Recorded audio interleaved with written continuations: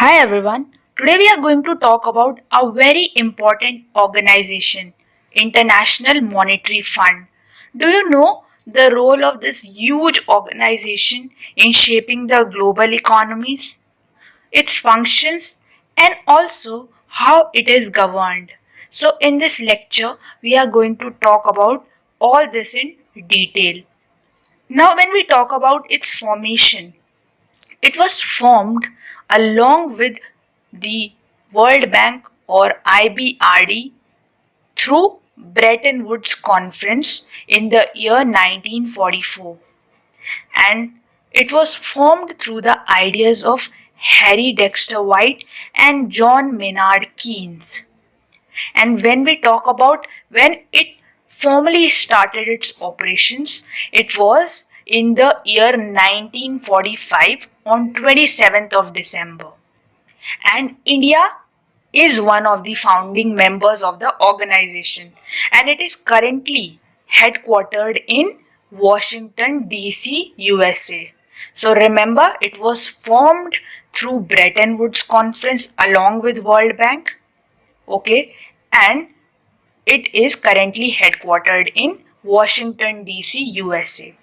Now, when we talk about its members and head, so it has 190 members currently, and its latest member is Andorra. And when did it join it? It joined it in basically in the year 2020, right? In October.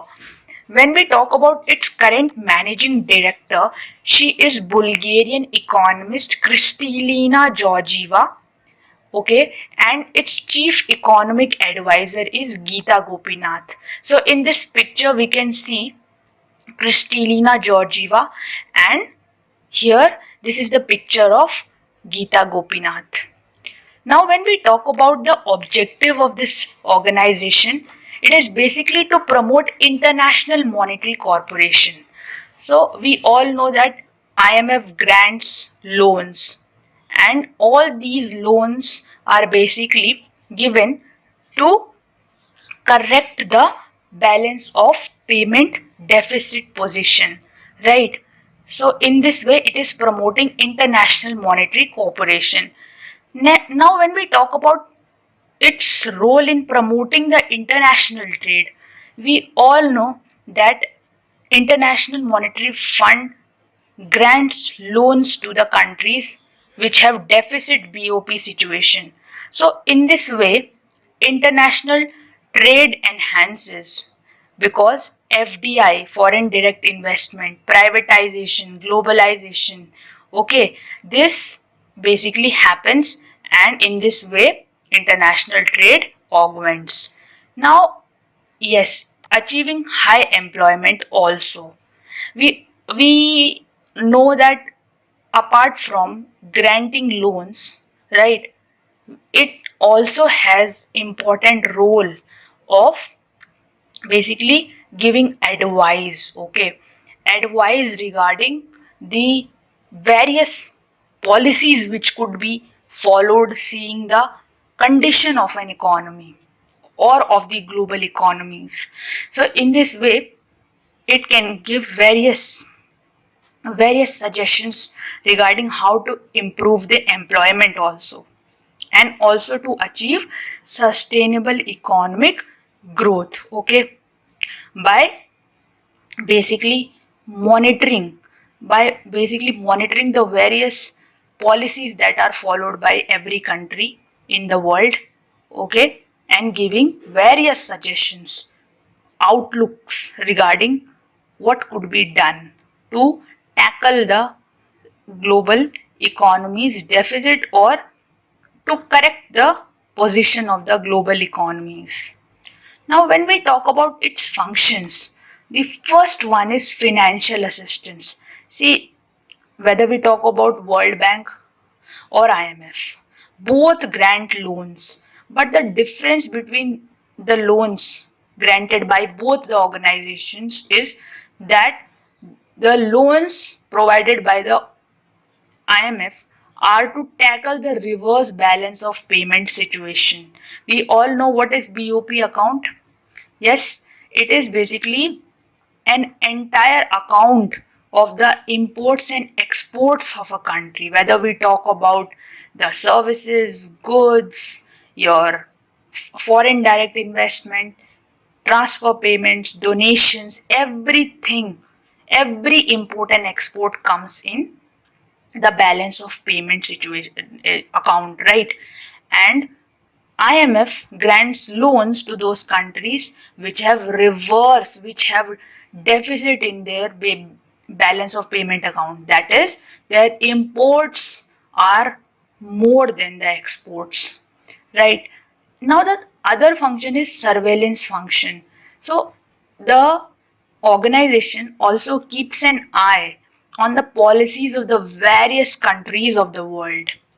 Also, it tracks whether various regional and global developments were advisory later. Okay, so it keeps an eye.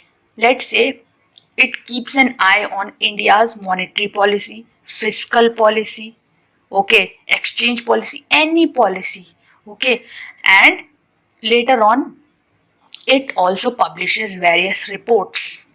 Now, advisory and training function. Yes, this is a very important function of the organization because it plays a very predominant role by giving advice on crucial policies like monetary policy. Okay, we all know about this policy when recession, let's say recession is there in the economy, then the government switches the repo rate, reverse repo rate, according to the situation. Okay, that is, it supplies more money into the economy because there is shortage of money in the economy. So in this way it reduces the repo rate, so the interest rate when we are taking loans from the bank comes down, and in this way the cycle of economy is revived. So this is monetary policy. Okay, so IMF also gives advices, okay, it gives advisory on various crucial policies, that how are you supposed to act when this is the situation of the economy. Taxation policy, how are you going to tax the people, whether we talk about your direct taxes, okay, income tax and all, wealth tax, or indirect taxes like GST, right? These are some of the indirect taxes, okay, and IMF basically give advisory function is basically done on the types of taxation policy that we are supposed to follow, whether we have to charge more or less in these items, or the indirect tax should be more, or direct tax should be more or less, vice versa. Now exchange policy also, fiscal policy, many for policies, okay, so it can train regarding their implementation also. Yes, this is very important. Apart from giving advisory also, it can also train the people, okay. Now when we talk about governance at IMF, the first thing is there are board of governors. So this is the highest decision making body of the IMF. So it consists of one governor and one alternate governor for each country, right? The governor is appointed by the member country and is usually the minister of finance or the head of the central bank, very right. And they normally meet once in a year and discuss the various economic issues and also suggest plans to resolve the same. Okay, so they meet once in a year. Okay, there are basically, if there are 190 countries, there are 190 governors, okay, and one alternate governor also. So they meet once in a year and they discuss various economic issues and suggest plans to resolve those issues. How are we going to resolve these issues? Now there is other body which is International Monetary and Finance Committee, which is also known as IMFC, and Development Committee. So the board of governors are advised by these committees. Okay, so these committees are basically advising the board of governors. Okay, the IMFC meets twice a year and it has 24 members, and it discusses matters of common concern of the economy. Okay, common concerns of the global economy, basically what are the issues which are arising in the economy, which could be disastrous for all the economies of the world. So it discusses all this. Then the development committee, it is actually a joint committee which is tasked with advising the board of governors again of the IMF and the World Bank on issues related to economic development in emerging and developing countries. So remember, every committee or every body is performing almost the same functions. They are basically contemplating about the global issues.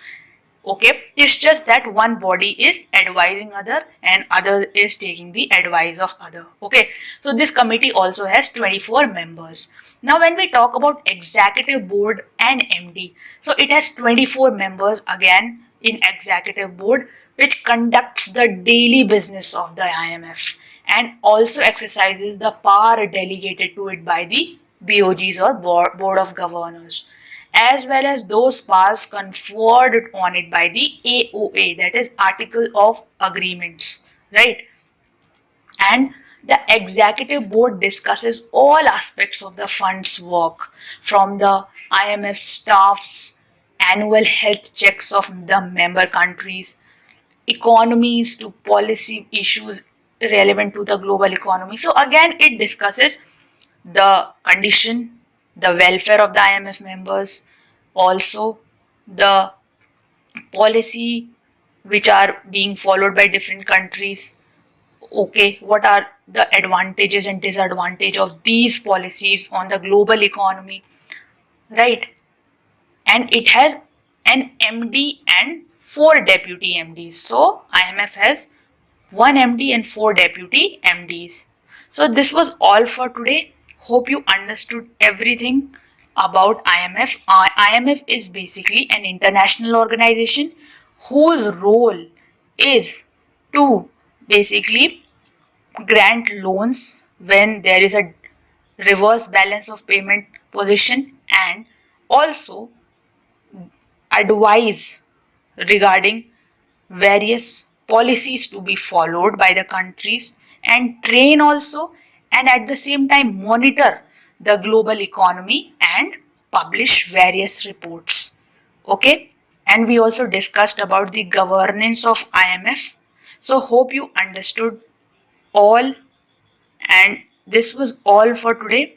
So don't forget to like, comment and share so that your preparation gets better for your UGC net exam, and also have a conceptual clarity regarding the various topics. So this was all for today.